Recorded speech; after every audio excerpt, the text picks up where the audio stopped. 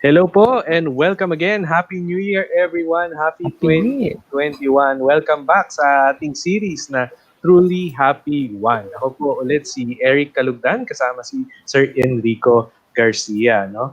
Ako po ay used to be an IT consultant for Unisys and also I've set up my own business called Infotext. I'm also the CIO of Philpax and CTO of Sante and you can consider me as a serial entrepreneur. Si Sir Enrico Garcia used to be the retail operations manager of Shell, used to be the country manager of Herbalife, and then became the director of operations of Avon, and one of the board of directors of the Direct Selling Association of the Philippines. And now he is our mindset coach. No? And last year, grabe, may isang taon na. So, hindi, wala pa naman. Pero Wala. last year, June last year, during this quarantine period, no, kinausap ako ni Sir Enrico. And sabi niya, Eric, paano ba natin matutulungan yung ating mga kababayan? No? Dahil puro bad news na lang yung naririnig because of this pandemic nga, itong COVID, etc. Paano natin sila matutulungan? Paano i-change yung kanilang mindset? No? And nabuo nga itong concept ng Truly Happy One. Ayan. So habang hinihintay natin ang ating mga suki sa Truly Happy One, please don't forget to like, comment, and share no, itong ating video. And of course, subscribe para wala kayong ma-miss na episodes dahil every Saturday po tayo 5 p.m. We have this episode on Truly Happy One. No? So kung nasa YouTube kayo, click nyo lang yung subscribe button din sa baba. Or kung nasa Facebook kayo, meron tayong Truly Happy One community and yung link papunta dun sa Facebook group na yon nandyan din sa description sa baba nitong video. So click nyo lang yon para maka-join kayo sa ating Facebook group. No? And if you have questions, no, don't forget to type in sa comments no or sa chat no para tatry naming sagutin ni Sir Enrico ang inyong mga tanong. Also, let us know where are you watching from. Pwede niyo type sa chat or sa comments no watching from Makati or watching from Mandaluyong para alam natin kung hanggang saan umaabot itong ating broadcast. And yun nga, no? Itong Truly Happy One, ang goal talaga is matulungan yung ating mga kababayan paano ba maging successful? Paano ba mag-isip yung mga world-class na Pinoy, yung world-class excellence? So, ano yung mga inisip nila, paano sila mag-isip? Ano yung mga alam nila na hindi natin alam? No? Kasi mahirap yung you don't know what you don't know. So, yun yung tinatry natin na i-educate yung ating mga Pinoy kababayans, no? Paano ba maging excellent at world-class? So, this week, ang topic natin no, is the end of globalization and what's next. So, Sir Enrico, ano ba itong tungkol dito sa ating topic ngayon? Yeah, unang-una, Happy New Year to you, Eric. And maraming salamat for the year that just passed, yung episodes. And of course, good afternoon to yung viewers natin, no? Yung mga suki at yung mga, siguro yung mas maganda, may mga bago rin. So, Happy New Year to everyone. So, the topic for today is yung globalization, di ba? Na it started really in the late 90s and lumaganap talaga yun, di ba? Nakita naman natin, di ba? Car parts, di ba? Being manufactured in one country, another part, you know, in a car, there are almost 30,000 parts. Di ba? Almost 30,000 parts yun. Now, you know, specialists, like even yung aeroplano, yung Airbus, the wing is being manufactured somewhere, the fuselage somewhere, the engine from another country. And we saw that, lalo sa supply chain, di ba? Nakikita natin. And globalization brought a lot of good. Increase in yung income levels, countries like Vietnam, di ba? And it also increased how we collaborated and how we communicated. Democracies were also born, di ba? More democracies. Countries starting to embrace democracy, nag-increase yun with globalization. Pero along with that, all those good things that globalization brought, it also na-mismanage yung one of the biggest na nakita ngayon and lalong napansin with the pandemic is yung inequality, Eric. Lumaki ng husto yung inequality. America is one. Diba? In other countries, ganun din. Diba? You see the inequality. Diba? Yung mayayaman, lalong yumaman. Because nga, globalization, may benefits Diba? Pero nag-widen yung gap. Diba? And that's caused a lot of, you know, countries to start thinking, ano nga ba yung tamang sistema? Diba? Is it yung ganito na, di ba, like America, it values innovation and the bounties of the rewards of innovation. China has a different model. Diba? In China, alam natin, their model has been yung tinatawag na centrally planned economy. Parang may kontrata yung gobyerno with the people for peace and order. There are some freedoms that you don't enjoy in China, di ba? Kasi yun yung value nila. And in other countries, iba rin yung values, di ba? So what we're talking about here is yung itong globalization as we've enjoyed and known is start actually on its deathbed na. Lalo na with the pandemic. Ang supply chain wala na ngayon, 'di ba? Yung 'di ba global yung ano. Yung sinasabi ng parang sunset industry na. Yeah, Nagsa-sunset yung globalization. Yeah, because nga now lalo na with yung pandemic, talagang you don't encourage, 'di ba? And you cannot have this yung mga import-export. So, right. Mas mahirap. Oo. Correct, 'di ba? And alongside that, more importantly, that's why I'm saying this because pupunta to dun sa yung what's next, no? Is countries now starting to really review and think very well, is there a better way? Kasi nga lumapad yung inequality. In fact, the Netherlands, I believe the Netherlands and another country, they've been successful in narrowing the gap. Ang ginawa nila, they started to really think, paano ba natin mapaano yung gap na yun? So, they started to redistribute yung bounties of, the government resources and apply it to social services and benefits for the people. They did that, of course, by raising taxes, di ba? But now there's, and we will show it, there is a movement actually now towards a different view of how we should build our economy in the country and the welfare of the people. Okay, so, okay, next slide please. So, iyan yung image, di ba, na, yeah, if you think of it as siguro, di ba, parang like, ice, di ba, magbe-break apart yan, di ba, and then some will join, some will just, di ba? So, what we're saying here is, countries now, some will band together, not by geography, but by shared values. And I'll give you examples mamaya.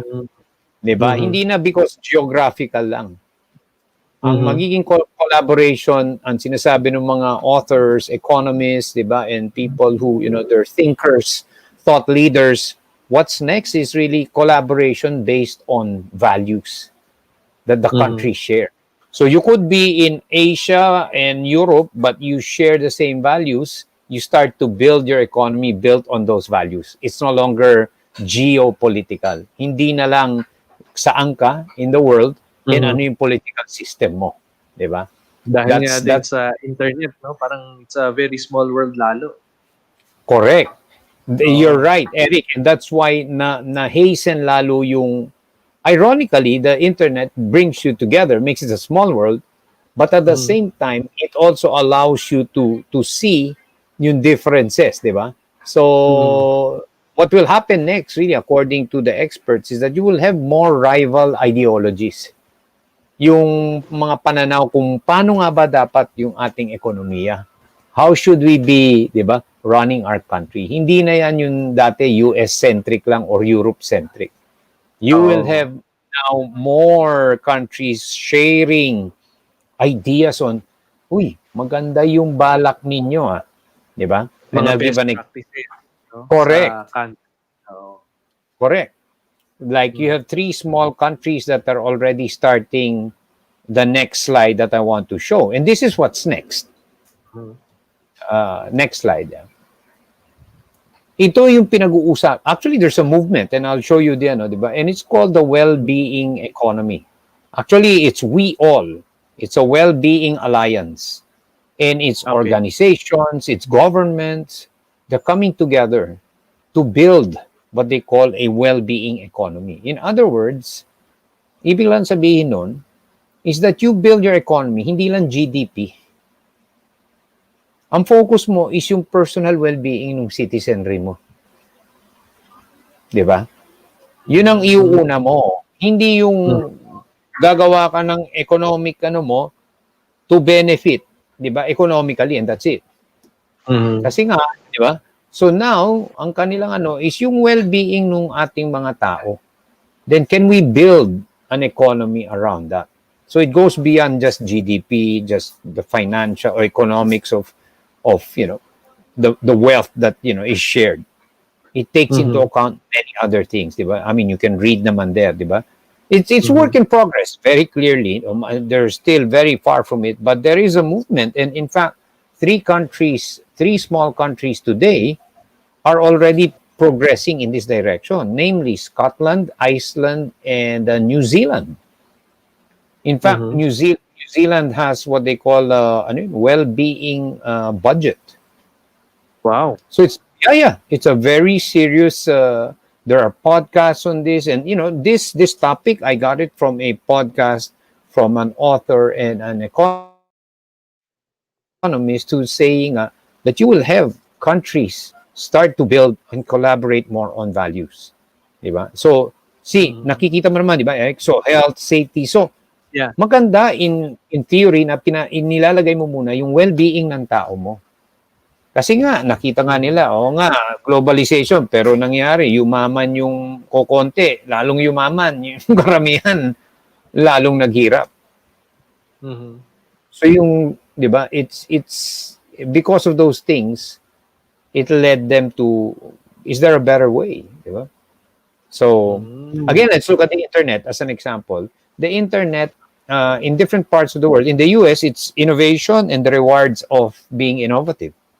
Di ba? Mhm. Yun yung ano ng internet. If you go to Europe, the internet is about data and privacy.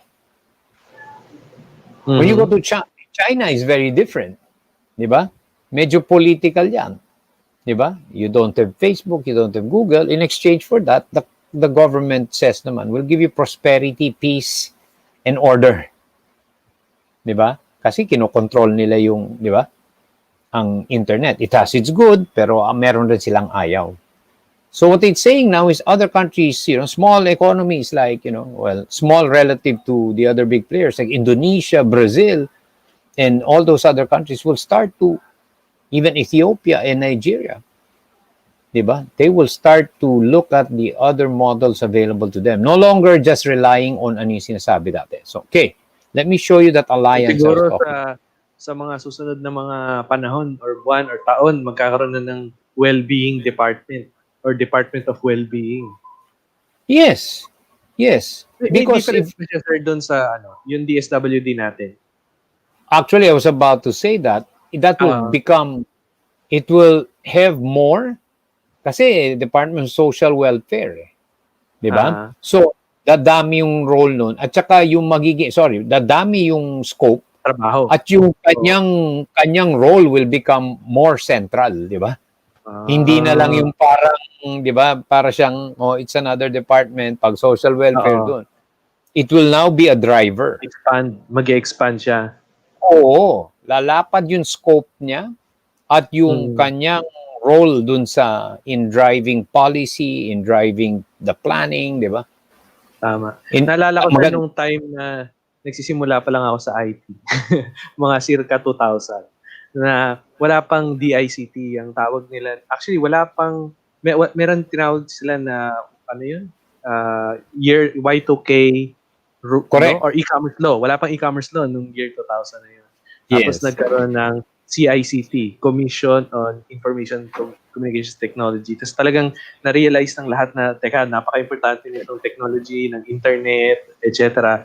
Ngayon, meron na tayong DICT na, Department of Information Communication Technology. So parang ganun, no? Yung next na mag-change at mag-expand, yung DSWD naman, yung mag-expand dahil Correct. dito sa nagiging trend na to. Correct. Very nice analogy, Eric. You're right. Kasi dati it was just lumped in one big department na hindi naman, 'di ba? Malalaman mo lang pag may mga matters or Oo. issues, 'di ba? So Yeah. even yung role nila na passive, magbabago yun. Yung Mm. DICT ngayon, 'di ba, has a bigger scope and more active Yes. role, 'di ba? Correct, correct. Yeah. So ganun din Okay. ito, tama ka. You will see this in play in a bigger way, Mm. 'di ba? Ayan. Nanonood po sa atin si Sharon Calugdan, my better half. Thank you for Oy, watching. June Atlas. June Atlas is oh, watching. Ayan. Mr. Hello, June hello. Atlas, Thank you kamusta? for watching. Si Miss Lai din, Lai Brondial is also Oh, watching us. alay. Thank you for watching. Right. So, don't forget, like po kayo, share, subscribe, no? And commenting kayo no, kung may mga questions kayo or feedback, no? Or opinions, no? Type nyo rin dyan sa ating chat or comments para meron tayong interaction. Yan. Right. Next slide, sir. Hindi, hold mo yan. Kasi Okay, like sir. si Lai, di ba, Lai, it's gonna be very, very important in the next model, if you will, yung sustainability and, actually yung crisis environment. Di ba? Mhm. The damage that we all know that already, di ba? So for somebody like Lai, this will favor you because this is what's happening now.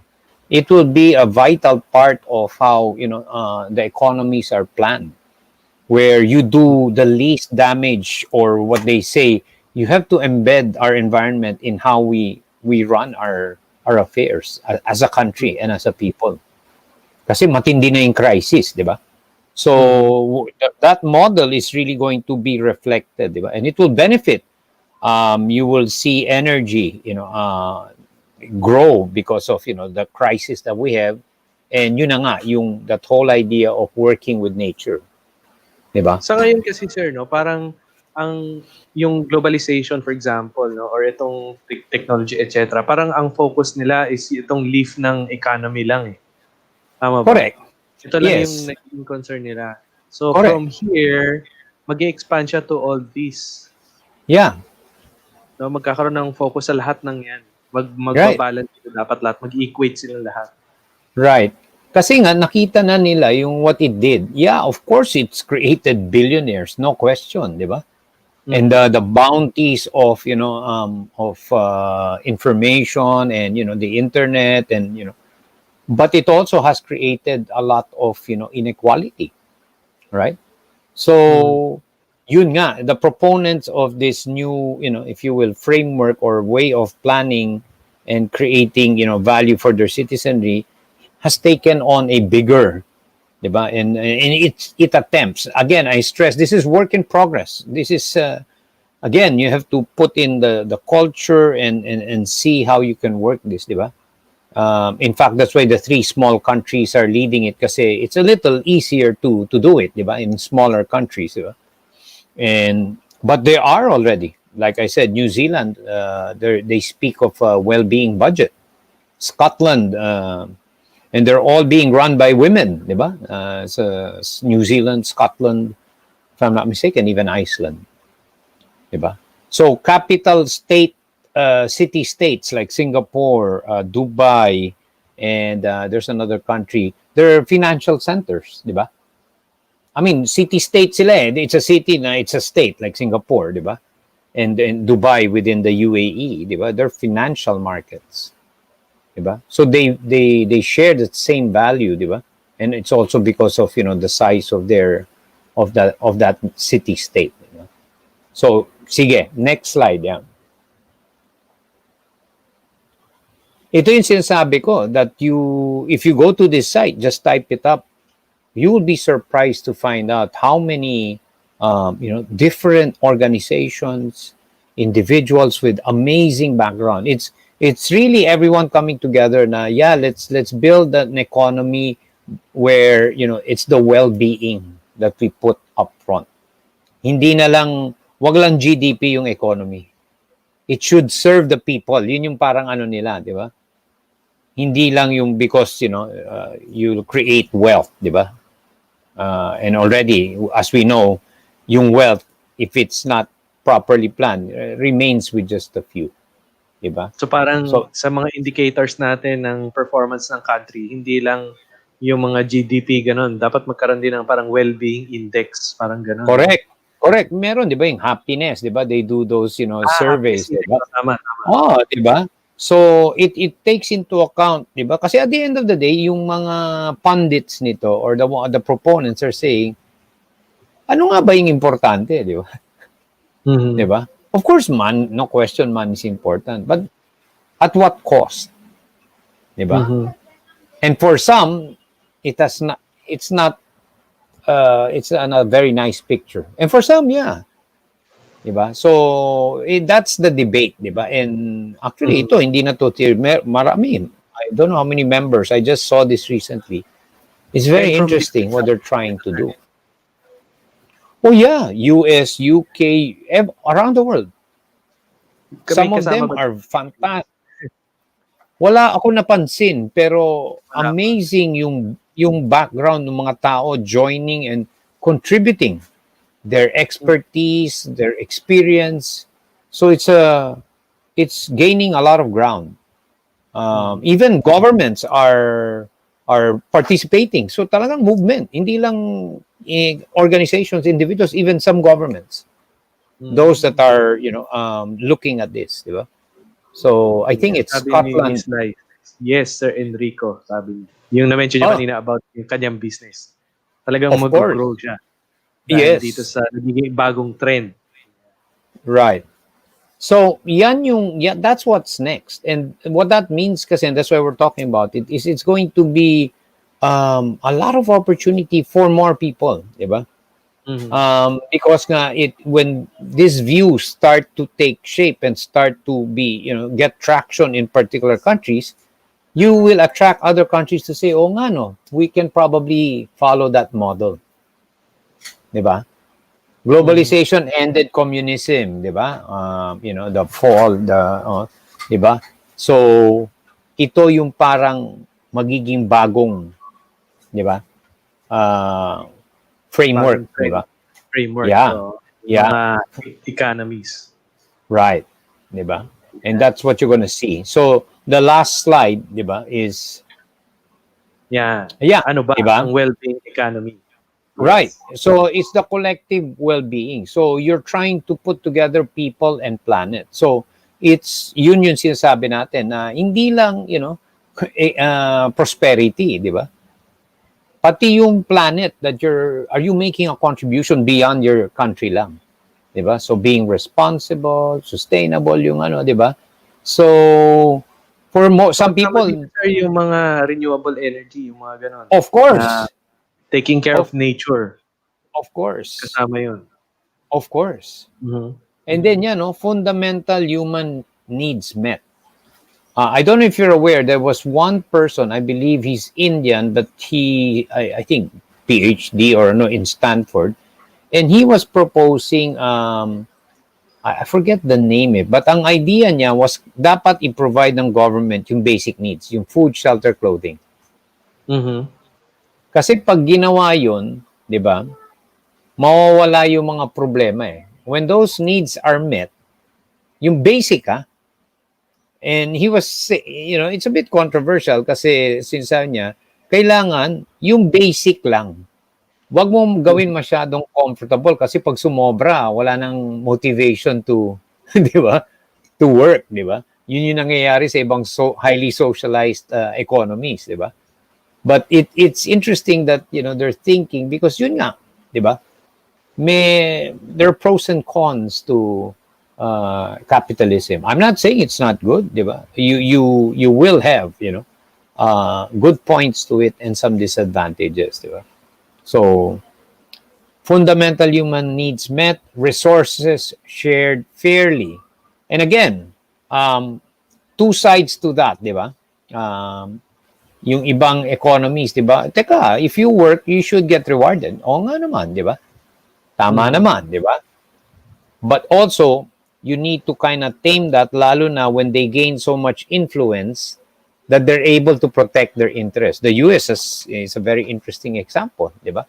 You know mhm, naman, di ba? If you look at their history, how many times has it benefited just a few people? Di ba? The mhm, Federal Reserve is a good example, di ba? If you go back in the last 100 years, there were instances or depressions in the economic depression where to save the dollar, a few people or families benefited from that, di ba? mhm. And they become so influential that they're able to influence yun sa policy shaping, di ba? Kasi nga they're very influential. So yun yung kailangan i-guard, di ba? And then economy is embedded in society and in nature. Yan yun sa well-being economy. Ah. So, tignan mo yan, Mhm. Eric, di ba? Sipin mo yun, no? Di ba? That's a big shift, di ba? Naka-embed siya sa society and in nature, di ba? Kung So, it, dati ang focus is economy lang, ngayon ang focus is yung society and nature. Tapos yung economy lang yung parang second priority. well, the economy should Or yun yung effect. make society, yeah, should make society prosper and preserve nature. Mm. Mhm. Hindi baliktad na you will use nature to, enjoy the bounties or, prosperity of economic wealth solely. Tama, tama. Parang masyado mong kino-consume si nature para lang umangat yung economy. No? Yun Yeah, yung iniiwasan na natin. correct, 'di ba? So maganda yung sinabi mo, like 'di ba? Like Brazil, imagine yung Amazon, no? 'Di ba? Wow, so much is being sacrificed now, 'di ba? Because of Be- economy. yeah, because the president, and he was being criticized for this because malapit siya to the big business interests. Kasi the Amazon, you know naman how much, I think 1/8 of the world's oxygen is supplied by the Amazon. It's so rich in Mm. resources. They started to do mining and all of that kasi nga ang laki. You can expand, Mm. 'di ba? Mhm. You see this, 'di ba? Like, you get into mining. Again, I'm not saying it's wrong. 'Di ba? It's just that there's a cost, Mhm. 'di ba? So, Correct, correct. yun yung realization na somehow there must be some balance to that. How do you make it Mm. work together? Correct, 'Di ba? correct.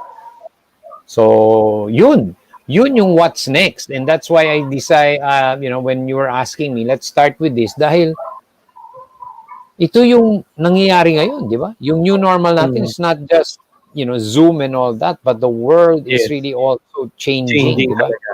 Correct, Oo. correct. And we're all Yan. trying to learn, di ba? How do we operate nga, di ba? Mm. Ayan. So sa ating mga viewers, ayan, nanonood po si Nerissa Liena.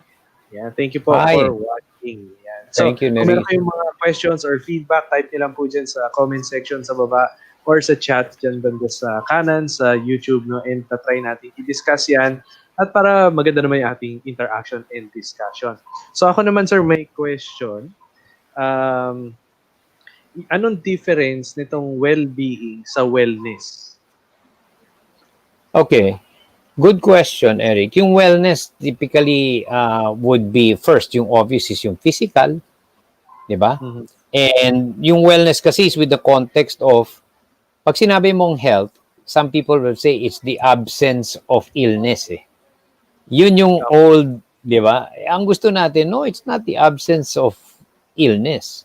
Ang gusto natin, pag sinabi mong wellness, it is you living life the way it should be. So it's not just you're not sick, but you're really, beaming with, energy and vitality in all areas, physical, mental, emotional. Yun yung parang bigger term ng wellness. Now, si well-being takes on a bigger, di ba? Malaki pa kay Siyempre, wellness. oo, nandun si wellness, siyempre, Aha. inside that well-being, di ba? So, it really is yung binibigyan mo talaga ng halaga yung kapakanan ng tao. Beyond Mm. just economy, beyond just physical health, it's your well-being, pati yung, mental health mo, pati yung emotional and psychological health mo, and the Mm. feeling of, really being respected as a human being and, really a part of society. Na hindi ka lang pyesa para dun sa economy. It's the other way around. Inilalagay mo ngayon yung well-being ng tao. Then how can we build our economy to support that? The well-being. Yun yung Yes. priority. Yun yung Yun yung why. priority. Yes, Yun yung, yes, yes. yung dinidiscuss natin sa mga previous episodes natin, yung importance ng why. No? So kung na-miss nyo po yung episode na yun, nasa description lang nitong video. Lahat ng episodes natin, from episode 1 to 25, nasa description nitong video na to. Click nyo lang yun para mapanood nyo yung previous episode. And of course, don't forget to subscribe, no, para wala kayong ma-miss na mga episodes natin. Okay, so merong comment dito si Miss Lai, sabi niya, was thinking this would apply to non-physical goods as logistics would still be a challenge. Um, Ano? this, yeah, well, Yes, if you're just looking at the situation now, di ba? This is we're really talking about how should the country, no? So this is much much bigger, and like I said, it's work in progress. This is not just about movement of goods. This is about how the economy serves its citizenry, di ba? This is a thinking where economy should be serving. Diba? We build the economy to enhance the well-being of the person, the total well-being, not just in the economic or financial sense. Diba? And we do that with due regard to our environment, to nature, not destroying it just to bump up our GDP or all those economic indicators. Pwedeng tumaas yun pero sinisira mo naman yung well-being ng tao, di ba? So again, don't get me wrong. This is this will take a while. It's work in progress, but there are already countries that are starting to really very seriously pursue this, and their policies are starting to reflect, exactly this aspiration to put the well-being on top of everything else. Diba? Yes. Ultimately, yun naman talaga yung goal ng lahat, no? Kasi if you really focus on the well-being of everybody, yung finances, yung blessings will follow. Di ba? Yeah, Ayan. yeah. Sabi rin dito, well-being may be meeting Maslow's hierarchy of needs? Question mark. Yes, yes, 'di ba? Kasi tama sila, 'di ba? Sa baba is your basic needs, 'di ba? Doon sa bottom nung Maslow's hierarchy, yung pyramid, 'di ba? And then as you increase, 'di ba, yung self-actualization, 'di ba, yung sa taas nung Maslow's hierarchy, yeah, yun yung gusto mong mano. So it presupposes that the basic needs are met. Example, di ba? How can you be thinking about legacy when the basic needs are not being met? So let's think of people who don't have food, shelter, clothing. Di ba? Siyempre, hindi mo you can't think or contribute along the lines of legacy when the basic needs, you're struggling to eat, to put food in your stomach. Di ba? Correct. So that's, di ba? Hindi mo maano yun, di ba? Siyempre, after that, nang fulfill yung need na yun, you go to the next need, the higher needs, di ba? Mm-hmm. So, maganda yun because, yeah, that really helps, di ba? Yun nga, Lai, maganda yung na-mention mo dahil for most countries, ang nangyari, maliit na population yung nakarating dun sa taas nung, nung hierarchy. Karamihan are struggling even to meet the basic needs, di ba? I mean, let's just look our own country, di ba? Some are still struggling. Ang goal nitong nitong parang well-being economy is mapadami yung nasa taas ng Maslow's hierarchy or at least ma-equal sila, tama ba? Yeah, or you can have what they call the inverted, di ba? Where mas marami yung tao, yung population na meet yung basic needs, di ba? Mm-hmm. So okay yun, di ba? And they can start to advance. So again, there's a lot of debate kasi some will say, nag-aral ako, nag-PhD ako, invested time, and of course, you cannot take that away, di ba? I mean, yes, dapat, di ba? Driven yung tao. And this is really more from the government's point of view, di ba? And other, members in society. Diba? So this is going to be an interesting play because you'll see some will not, di ba? Mm-hmm. Maybe China might take some time, right? They value something else. They value entrepreneurship. They value yung kanilang hard work, di ba? So in a sense, yung capitalistic nila is similar. But, di ba, iba rin yung framework in China, di ba? They value, go ahead. The government allows you to, hey, create, whatever wealth, and of your own work ethic, that's fine, di ba? So, yun lang yung sinasabi. I don't know. I hope that helps yung question nila. Yes. Tapos sir, na-mention yun na we focus na everybody should have yung basic needs, yung food, shelter, and clothing. I'm not sure kung narinig niyo na. Sa US, merong parang proposal na UBI, Universal Basic Income. Yeah, that's the one. Yan yung sinasabi ko kanina, Universal Basic Income. Sige, go ahead. Maganda yan. Napaalala mo. Yun yan, nagpo-propose sila na kumuha ng budget from the government na bigyan lahat ng citizens ng certain parang allowance, no, for the basic needs nga na food, shelter and clothing. Pero hindi yun lang yung pagkakaintindi, yung high level na pagkakaintindi ko. Hindi ko alam yung details nun. Pero Correct. yun na po yung parang first step for that parang well-being economy. Yes. Yes. In fact, buti na sabi mo yun. Yun yung kanina I was trying to recall. It was somebody who I think they tried that in one Elon state Musk. in India.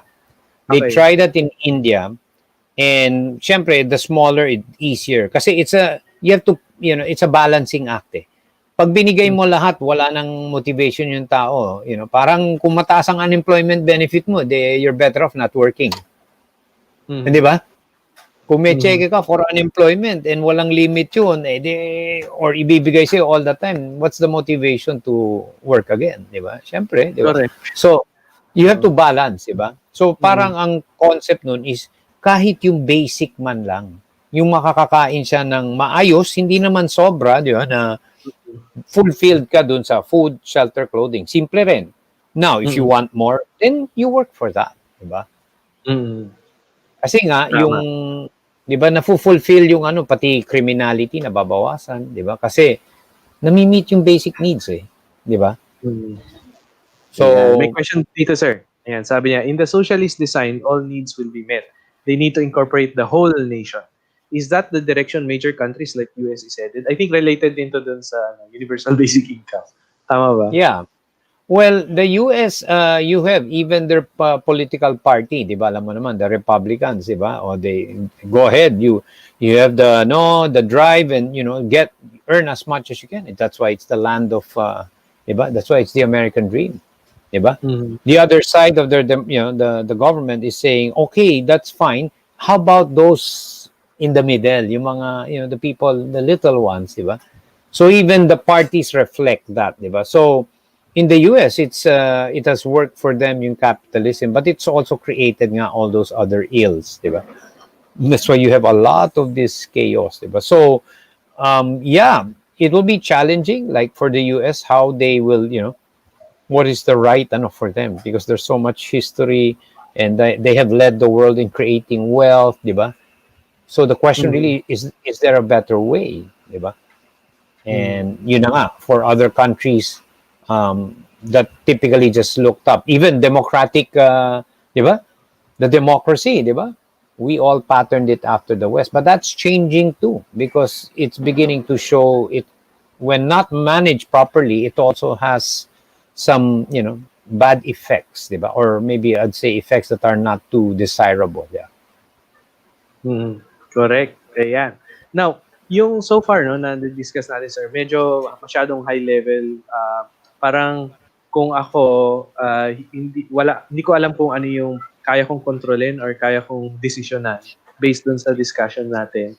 Kasi parang government yung makakagawa nito. So kung ikaw ay isang government official or leader, then maybe this content will give them some ideas on what to do next. No? Pero siguro ano yung mga mabibigay naman natin sa mga SME, no? Sa mga maliliit na entrepreneurs, for example, na makakatulong sila or makaka-improve nila yung well-being naman ng, I don't know, ng community or ng customers nila. Ano yung pwede nilang gawin?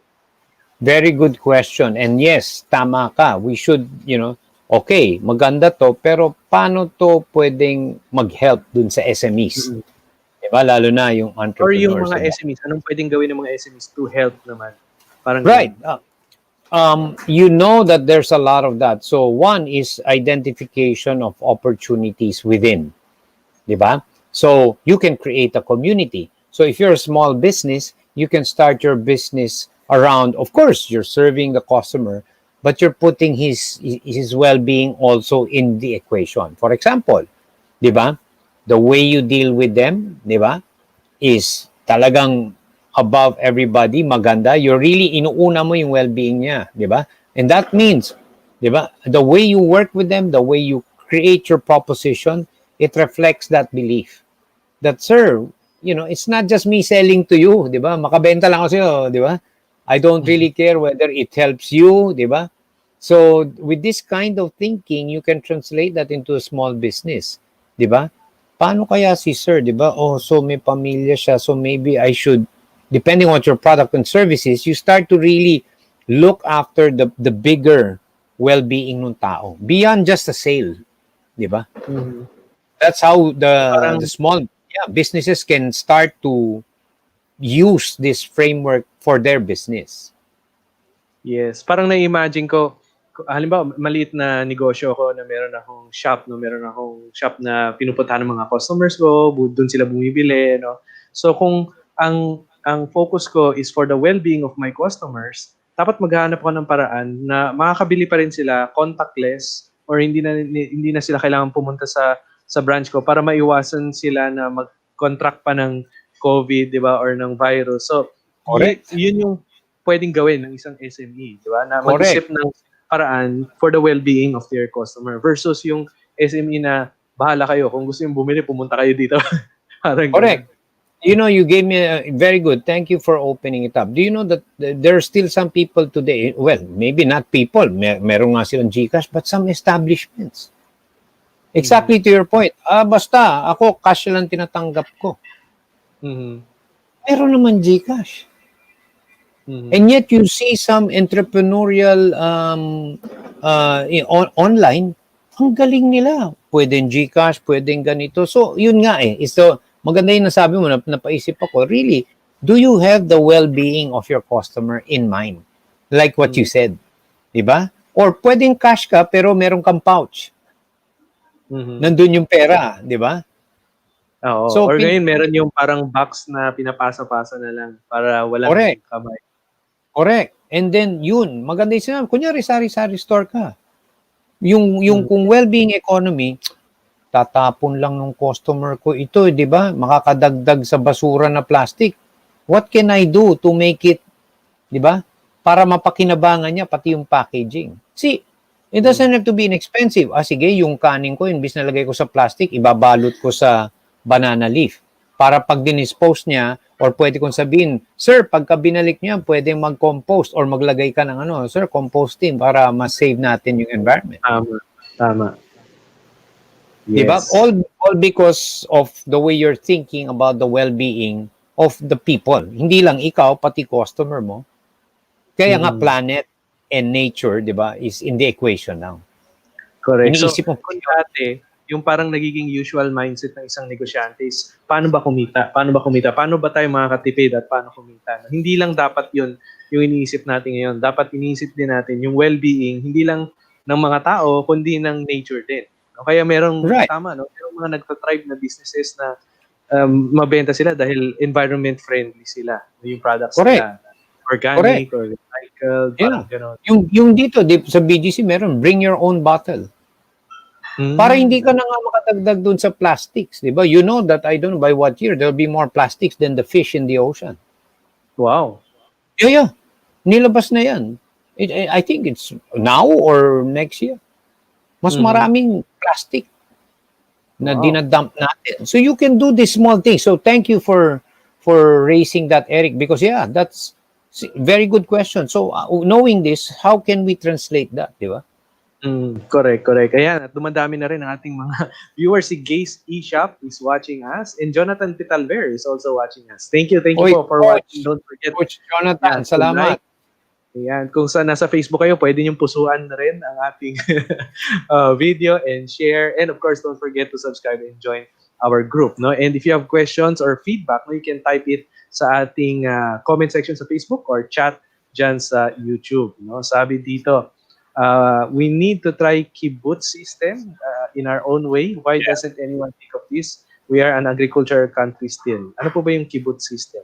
Ano yan sa Israel yan di ba? Where it's a parang commune, di ba? Where everything is shared, di ba? You don't have everything shared, di ba? So kakain kayo lahat, parang community, di ba? So actually there's some places here in the country, they have small communities that function that way, di ba? So yes, of course those elements are important, di ba? And you can use some of that, di ba? To what scale it depends, di ba? And you don't also want to go into a centrally planned economy, di ba? Na parang the government, not that it's bad, it's just that you've got to be able to find something that's relevant today. I like but thank you for the question. No? So yung kay Eric, balikan ko yun, ang ganda kasi it's now forcing us to really think. So, kamukha nun, sari-sari store ka. Imbis na plastic, di ba? Yung kakanin, di ba? Naalala mo yun, Eric, ang kakanin dati nasa dahon, di ba? Mm. Di ba? Oh, Yes, edi yes. mas Actually, masarap sa pa. Mindanao, meron yan, di ba yung puso? Oh, correct. Yeah, Di ba? kumakain Sa ako noon, Davao, di ba? puso. Correct. Oo, sarap yun. Oh, so yung itatapon mo yun, that's biodegradable, so you don't do damage. Di ba? Mm. So, yeah, banana leaf raised in small exactly, di ba? Pwede mong gamitin yan, di ba? And then, maybe for the technology, how can we really use yung ating household waste and have a household, to produce energy? Kasi maraming waste to energy, di ba? On a grander scale. Yan yung Yung dapat tinatawag na natin. renewable energy. Yeah, Kaya pala municipal dun sabi ni waste. Miss Lai, solar. Yeah. Yeah. Oo. 'Di ba? Alam naman natin Yeah. yun, yung microgrids and nanogrids. Because I've done a little bit on renewable energy too, 'di ba? So, yeah, it's that kind of thinking. Maganda, buti na remind mo yun. Yung tama, UBI, Universal Basic Income. Yan yung Yes. mga elements, 'di ba? Yan yung mga thinking behind what we're talking about. Di ba yan? Kung yung sari-sari store, maganda yun. Imbis na lagay mo yung soft drink sa plastic. Yeah. Bring your own bottle. Why not encourage? Magdala ka ng bottle mo. Di ba? Di ba? Mas environment friendly. Correct. Di ba? Kasi, ngayon, keyword is organic or environment friendly or sustainable. Mas sustainable siya. Oo, and you're not damaging the environment by bringing your bottle, di ba? You also don't add trash. So if you do that, you avoid flooding. Ang dami, di ba? Mm-hmm. Di ba? Correct. So it's that consciousness. So yan, maganda yung tanong mo. So ngayon, nabababa natin, di ba? Itong parang nasa 30,000, maibaba natin, di ba? Yes. Di ba? Imbis na gumamit ka ng papel na yung scratch paper, di ba? I mean, make it, di ba? Or, wag na muna paper. Pwede namang gamitin yung telepono, di ba? Oo, paperless, correct. Di ba? So, marami to help the environment, di ba? Di ba? Malaking bagay yun. On an individual basis, kung mabawasan mo yung reliance on paper, ang laki ng impact mo. Di ba? Correct, Hello? correct. Ayan, nanonood din sa atin si Rosalinda Curato. Ayan. Thank you po. Thank you for watching. Yes. Ayan. Does that answer your question, Eric? But I like your question because it forces us, sige, paano nga natin gagamitin to, di ba? Diba? Paano siya ma-apply ng mga viewers natin na may negosyo or nag-iisip magnegosyo? Di ba? Paano nila ma-apply yun? So yun nga, na yung business na kung magpipivot ka, for example, you're thinking of pivoting or you're thinking of putting up a new business, it should be something na considering yung well-being ng mga tao and yung well-being ng mga ng environment, So yung mga keywords na tawag dito, yung mga keywords na nature friendly, keywords na sustainable or organic, yung mga keywords do no harm, di ba? Do no harm. Do no harm, yung mga gano'n. No? So yun yung mga keywords na hahanapin natin. Di ba? So sa ating mga viewers, type niyo dyan sa comment section or sa chat, ano yung inyong mga takeaways sa ating topic for this week? The end of globalization and what's next? So Sir Enrico, ano nga ba ang pwede nating gawin to conclude our episode? Ano yung pwede nating gawin or take note na very important na para ma-prepare tayo to thrive in this new economy, this new and better economy, especially this new year? Number one, di ba, what's next? Right. Di ba yung alam na natin na ang next is yung well-being economy is starting to gain a lot of traction. So, maraming opportunities doon, di ba? Again, let's embrace that, di ba? Kasi alam na natin na yan yung magiging, and it helps everyone. It's not cultural. We all are human beings sharing the same desire to have our well-being looked after, not just by ourselves, di ba? but where we operate. So there are opportunities there. Diba? So open your mind to that and really start to look at, oo nga, ano ba yung kapakanan ng customer ko? I like that because it now forces you, how do you deliver value? Mhm. You now have a distinct way to deliver value. It's no longer just Yes. goods services, but you have a bigger proposition, di ba, to Mm. work on. Understanding it and applying it is yun yung magbibigay sa iyo nung hindi lang advantage. Ito yung maganda ngayon. You can still benefit from it, yet make a contribution to the Correct. betterment of the well-being of the person and the community. Di ba? Correct. Tama. Nice. Very, very nice. Ang dami kong natutunan ngayon.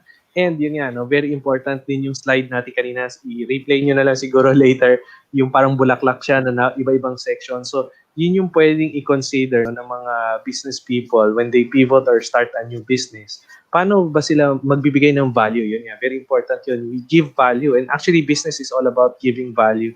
And once you give value, then you earn income, no? You get sales. So, ano yung value na mapoprovide mo sa health, ano yung value mapoprovide mo sa economy, ano yung value mapoprovide mo sa, ano pa yung ibang sections doon? No? Education, di ba? The education. Yeah, no? So yun dapat yung pinag-isipan. So yun nga, lumalaki yung scope, no? Dumadami yung opportunities. Nakikita Right. natin ngayon yung iba-ibang channels of opportunities. Right. Galing, So, galing. Nice. salamat. Yeah, salamat. Sabi ni Lai, I had a valuation client in the past who planted the conversation of plastic waste to diesel. Wow. Patent Yes. pala. The conversion Yeah. of plastic waste to diesel. Wow. Galing. Yeah. Actually, So, yung live, mga ganung businesses, para yun yung very- madagdag ko lang, there was a company before na yung meron siya na develop, well, medyo genetically modified na, I think it was a bacteria. Pag kinain niya yung yeast, yung excrement niya was being turned into diesel. Yes. And this was a Tama. couple of years ago. Di ba? So, yung mga ganun, di ba? Yung basura, gagawin mong, di ba? Marami yan, di ba? Correct. Marami yan, di ba? So, more of that, di ba? To preserve, di ba? Kasi matindi na yung problema natin ng environment, di ba? Yes. So, galing. Nice. So, kung marami kayong natutunan ngayon, mas marami kayong matutunan sa mga susunod na episodes. So don't forget to subscribe. No? And ang ating topic, ang ating episode next week will be about financial inclusion in our new world. So konting intro, Sir Enrico. Correct. Natin next week. Correct. And that's why this is our topic next week because it's linked also to yung pinag-uusapan natin ngayon. Alam mo naman, di ba, na almost 2 billion people do not have what they call a financial identity. So in other words, in the finance world, you don't exist. You don't have a bank account, unbanked, underbanked. Di ba? You cannot get access to loans, to, you know, in a competitive manner. Wala. You're not included. And unknown to many, it's not even just having a smartphone. There are some countries where you know, it's not just technology. See, financial inclusion, as we will learn in the next, is more than just, you know, technology. It's participating and having a voice. Exciting yan. So, abangan nyo po yan next Saturday at 5 p.m. And para hindi nyo ma-miss, don't forget to subscribe. Click nyo lang yung subscribe dyan sa YouTube or join our Facebook community. Nasa description nitong video, yung link pa po doon sa ating Facebook community. So, let's end our episode with our usual Panatang Makabayan. Itaas ang ating kanang kamay at bigkasin ang Panatang Makabayan. Iniibig ko ang Pilipinas, aking lupang sinilangan, tahanan ng aking lahi. Kinukupkop ako at tinutulungan upang maging malakas, masipag at marangal. Dahil mahal ko ang Pilipinas, diringgin ko ang payo ng aking mga magulang. Susundin ko ang tuntunin ng lipunan. Tutuparin ko ang tungkulin ng mamamayang makabayan. Naglilingkod, nag-aaral at nagdarasal ng buong katapatan. Ialay ko ang aking buhay, pangarap at pagsisikap sa bansang Pilipinas. Maraming salamat po and we'll see you again next Saturday